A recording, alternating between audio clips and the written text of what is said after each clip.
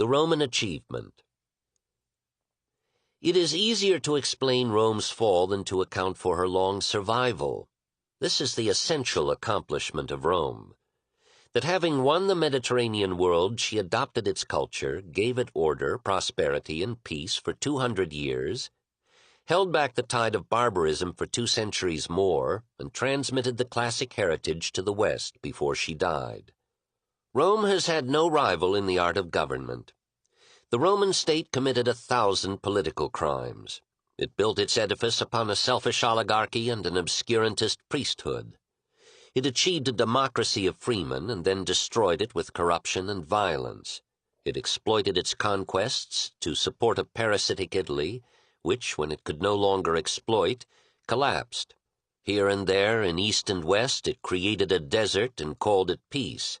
But amid all this evil, it formed a majestic system of law which through nearly all Europe gave security to life and property, incentive and continuity to industry, from the Decemvirs to Napoleon. It molded a government of separated legislative and executive powers whose checks and balances inspired the makers of constitutions as late as revolutionary America and France. For a time it united monarchy, aristocracy, and democracy so successfully as to win the applause of philosophers, historians, subjects, and enemies. It gave municipal institutions, and for a long period municipal freedom, to 500,000 cities. It administered its empire at first with greed and cruelty, then with such tolerance and essential justice that the great realm has never again known a like content. It made the desert blossom with civilization, and atoned for its sins with the miracle of a lasting peace. Today our highest labors seek to revive the Pax Romana for a disordered world. Within that unsurpassed framework, Rome built a culture Greek in origin, Roman in application and result. She was too engrossed in government to create as bountifully in the realms of the mind as Greece had done, but she absorbed with appreciation and preserved with tenacity the technical, intellectual, and artistic heritage that she had received from Carthage and Egypt, Greece, and the East. She made no advance in science and no mechanical improvements in industry, but she enriched the world with a commerce moving over secure seas and a network of enduring roads that became the arteries of a lusty life. Along those roads and over 1,000 handsome bridges there passed to the medieval and modern worlds the ancient techniques of tillage, handicraft, and art, the science of monumental building, the processes of banking and investment, the organization of medicine and military hospitals, the sanitation of cities, and many varieties of fruit and nut trees, of agricultural or ornamental plants, brought from the East to take new root in the West. Even the secret of central heating came from the warm South to the cold North. The South has created the civilizations, the North has conquered and destroyed or borrowed them.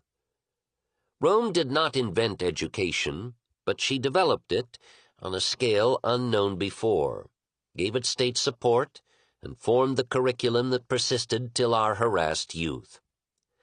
She did not invent the arch, the vault, or the dome, but she used them with such audacity and magnificence that in some fields her architecture has remained unequaled, and all the elements of the medieval cathedral were prepared in her basilicas. She did not invent the sculptural portrait, but she gave it a realistic power rarely reached by the idealizing Greeks. She did not invent philosophy, but it was in Lucretius and Seneca that Epicureanism and Stoicism found their most finished form. She did not invent the types of literature, not even the satire. But who could adequately record the influence of Cicero on oratory, the essay, and prose style, of Virgil on Dante, Tasso, Milton, of Livy and Tacitus on the writing of history, of Horace and Juvenal on Dryden, Swift, and Pope? Her language became, by a most admirable corruption, the speech of Italy, Romania, France, Spain, Portugal, and Latin America. Half the white man's world speaks a Latin tongue. Latin was, till the 18th century, the Esperanto of science, scholarship, and philosophy in the West. It gave a convenient international terminology to botany and zoology.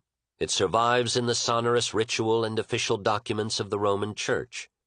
It still writes medical prescriptions and haunts the phraseology of the law. It entered by direct appropriation, and again through the Romance languages, regalis, regal, royal, paganus, pagan, peasant, to enhance the wealth and flexibility of English speech. Our Roman heritage works in our lives 1,000 times a day.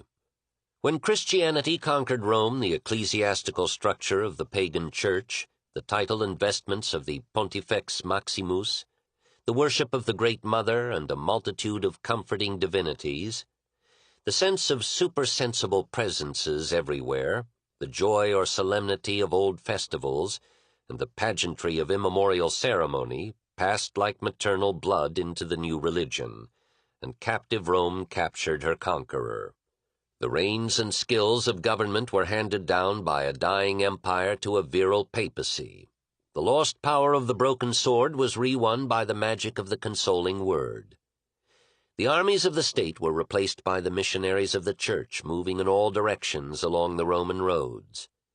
And the revolted provinces, accepting Christianity, again acknowledged the sovereignty of Rome. Through the long struggles of the Age of Faith, the authority of the ancient capital persisted and grew, until in the Renaissance the classic culture seemed to rise from the grave, and the immortal city became once more the center and summit of the world's life and wealth and art.